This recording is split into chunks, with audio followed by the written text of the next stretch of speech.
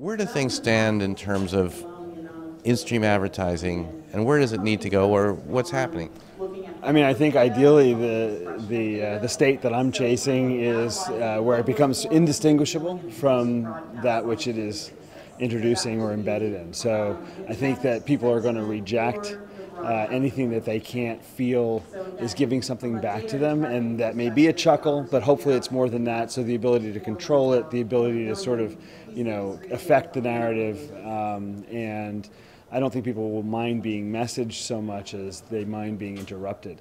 And so, I think that's the bar that we're aiming at, which is, it's far away right now. Yeah. But you've seen examples of it, and that's going to grow. Yeah. But I think generally, between sort of the ways we're now able to target, and we know whom we're speaking to, and we know the context in which they're being spoken to, I think the expectation is going to be that they're going to be sort of shown or served something that's going to be very, very relevant, both emotionally, contextually, and therefore, they'll want to engage with it, and want to engage with it more than just passively. To me, it comes down to the quality of the story and whether or not it's interesting to me. And so, as many different people as there are with as many different passions as they have, there is a brand and there is a commercial message that could probably author some piece of content for that person. And I don't think they really care where it comes from. So I think, I work around a lot of people who've never owned a television set. And they have a lot of technology, but they just don't see a need, right? So they're watching on computers and they're basically streaming different things. And I think it's a mixture of web originals. I mean, look, Netflix is an amazing example, so. How do you see Twitter as an opportunity for you guys, for your brands?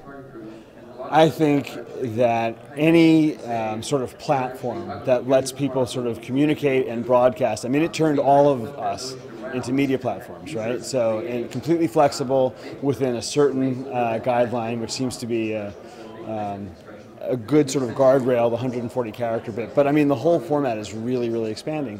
SMG is, trying to lead that, both in sort of the form that it takes and also in the ability to measure it, right? So you're involved with that, with the Twitter project. Yes. So tell us a little bit about it for people who don't know about it.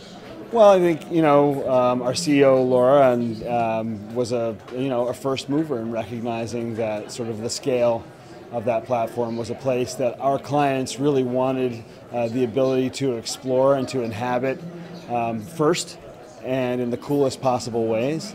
And so we decided that was the right move to make. Yeah. Now tell us about the utilization of Twitter for SMG and sort of what the game plan is a little bit, or the implementation, or how it works. And I think a big part of it, which I'm not involved in directly, has to do with measurement and sort of the big data that sits beneath it and the story in that data. Certainly I will use that to help fuel sort of our creative design and experience ideas. And then the other piece of it is access to their designers and their engineers so that we can work with the format so that it really suits our clients' brands. I mean, and that's a really enviable sort of sandbox to be playing in, no pun intended. Yeah.